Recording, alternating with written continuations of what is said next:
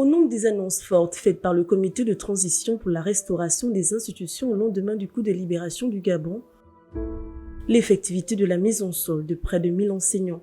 Cette décision a permis au secteur éducatif gabonais de pallier quelque peu le déficit d'enseignants,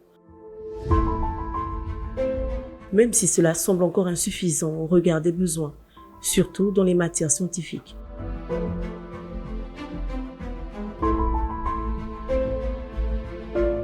Nous affectons des professeurs au fur et à mesure, grâce déjà à ces 1000 mises en solde, pour réduire le déficit. Il y a une réalité, c'est le déficit des professeurs dans les séries scientifiques, notamment au niveau des mathématiques. Cette discipline devient moins attrayante en ce qui concerne les professeurs. Nous avons de moins en moins de candidats, même quand on organise les concours externes, pour venir enseigner. Alors comment on règle la question? Mais c'est de rendre la fonction attractive. Ils préfèrent aller vers les compagnies pétrolières, si vous me permettez de terminer, ils préfèrent aller vers les compagnies pétrolières, vers des entreprises, parce que c'est mieux rémunéré. Donc il faut que le gouvernement ne nourrit pas son homme. Alors. Il faut que oui, au niveau du gouvernement, c'est une question que nous devons vraiment travailler là-dessus.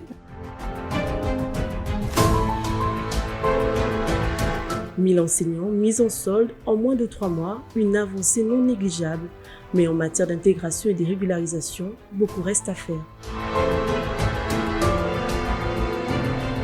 Ce qui concerne les 1000 postes budgétaires, ce sont ceux qui sont en situation de pré-salaire depuis de nombreuses années. Ce sont les sortants écoles. Ce sont quelques cas de recrutement direct, mais qui sont toujours en situation d'enseignement. Nous avons également une situation assez particulière pour les enseignants documentalistes. L'éducation est l'un des chantiers prioritaires du CTRI. Pour cette rentrée scolaire, le comité a déclaré la gratuité des frais d'inscription et d'écolage pour les élèves orientés par l'État gabonais.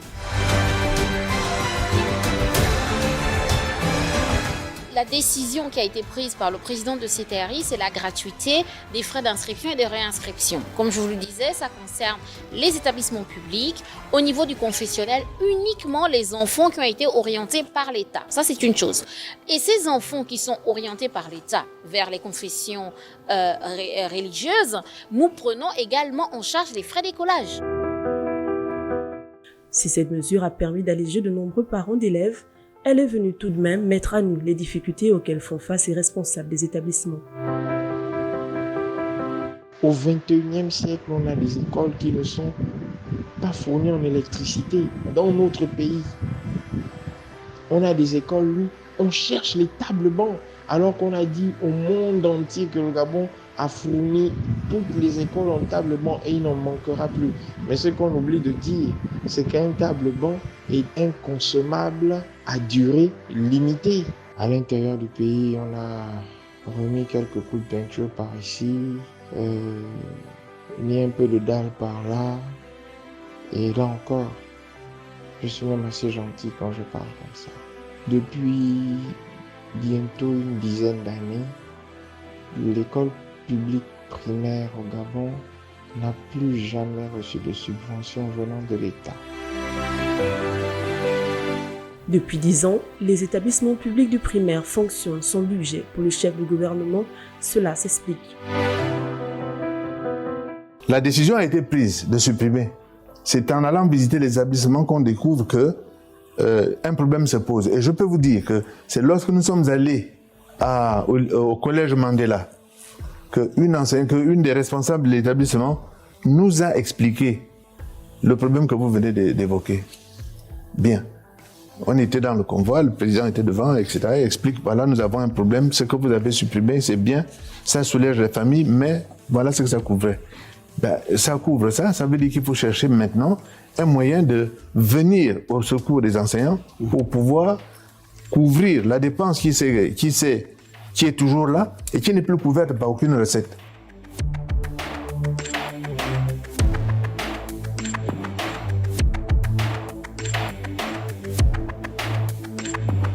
Ces 100 jours du CTRI ont également marqué le retour dans les écoles publiques de la levée et la descente des couleurs, un exercice qui inculque l'esprit patriotique chez les jeunes et pas que. Mon impression depuis le début de l'année, je le faisais déjà, mais seulement avec l'appui du CTRI, ça a été plus accentué, le personnel est présent et le personnel est de plus en plus concerné par cet élan de civisme. Au nombre des mesures dont l'exécution prend du temps, le retour de la bourse scolaire. Rétablir la bourse pour les élèves du secondaire.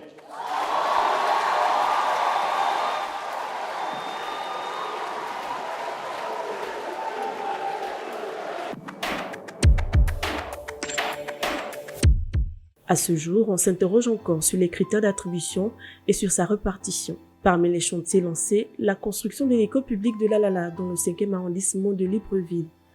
44 jours après le démarrage des travaux de construction, le chantier enregistra un taux d'exécution de 70%. Non, pour moi, je suis très contente de voir ces travaux avancer. Je suis très contente. Et pour nous, des populations démunies, c'est vraiment un avantage parce que beaucoup se posaient des questions. Que bon, comment allons-nous faire suite à l'événement qui s'était produit par rapport à la cassure de l'établissement? Mais comme Dieu, sachant faire les choses, a pu trouver une solution à ça. Il y aura beaucoup d'enfants qui vont apprendre dans cet établissement. Ça fait beau de voir comment on a construit ce nouveau établissement. C'est vraiment joli.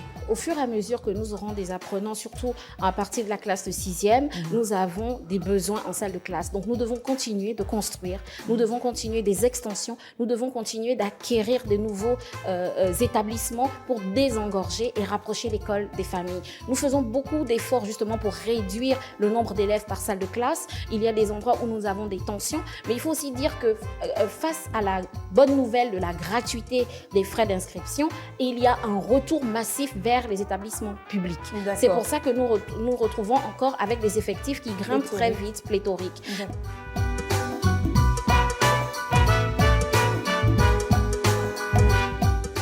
Avec pour maître d'ouvrage, le comité pour la transition et la restauration des institutions, un délai d'exécution de travaux de 3 mois. Ces architectes, tous des nationaux, se disent fin prêts.